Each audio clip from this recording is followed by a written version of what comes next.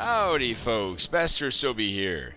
Fortnite Chapter 6 Season 3 is out, so I decided to start a new Lego Fortnite Odyssey run, and I want to share that experience with you right now. Let's rock!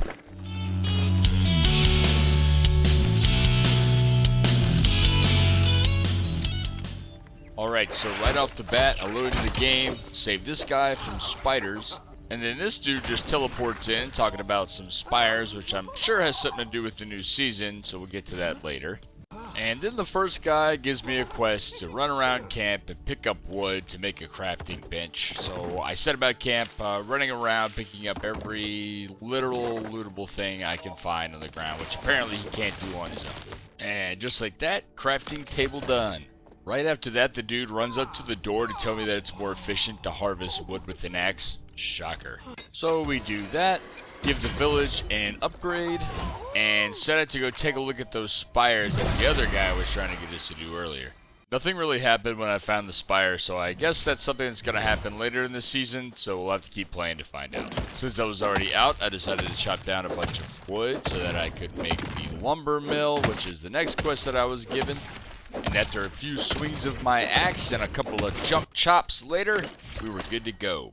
After being told to demonstrate my ability to roll through fire, I was given a quest to find a wolf claw. So I began to wander the surrounding hills in search of said wolf. While I was running around, I found a bus stop and 2 NPCs spawned next to it. These 2 will be very important very soon. After searching until after the sun went down, I finally found one. Except this one didn't have any skin. I'm not sure if that's something that happens at night or if this is an entirely different mod than a regular wolf. But he turned out to be pretty difficult to defeat. Literally 1 hit from this dude takes my health down to 1 heart. This essentially led me to get a couple hits on him with my dagger and then run around in circles eating raspberries and pumpkins until I had enough health to take 1 hit from him again. Not exactly what I would call an expert strat. And it was taking quite a bit of time, but it was working. Remember the 2 very important people I talked about earlier? Well, one of them happened to be walking around the bottom of the rocks I was running around. So I immediately thought, hey, this person can help me beat this wolf. So I ran right by her to try to get her to aggro to the wolf, which she did, but then promptly got turned on in 1 shot. Yikes. After committing what is essentially involuntary manslaughter, I went back to running in circles trying to get small hits in here and there.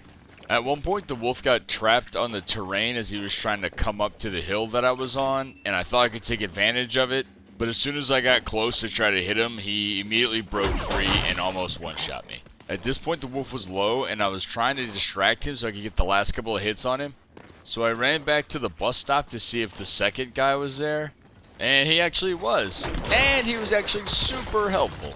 I did a backflip to celebrate our victory over the Skelly Boys, and then I headed off into the night to go turn in my quest. But then I instantly got distracted by the shiny treasure thing.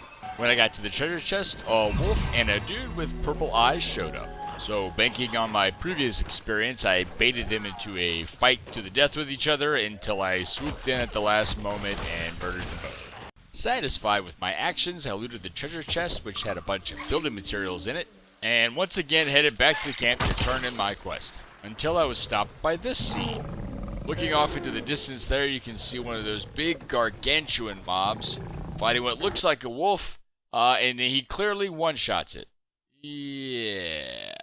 So I finally got back to turn in my quests, made myself a pickaxe, and got to work chopping up all the stone in the camp to make myself a stone cutter.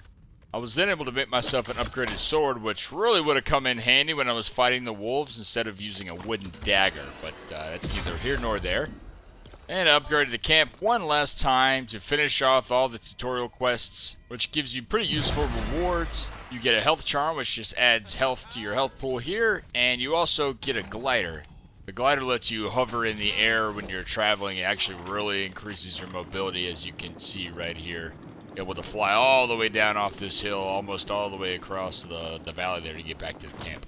And that is the end of the little intro quests there. If you like that, please check back for more. I'm going to continue this playthrough in later videos. Alright, until next time, Master Sobi out. Thank you all so much for watching, and if you enjoyed that video, please consider dropping a like and subscribing. Also, check out one of the other 2 videos down below.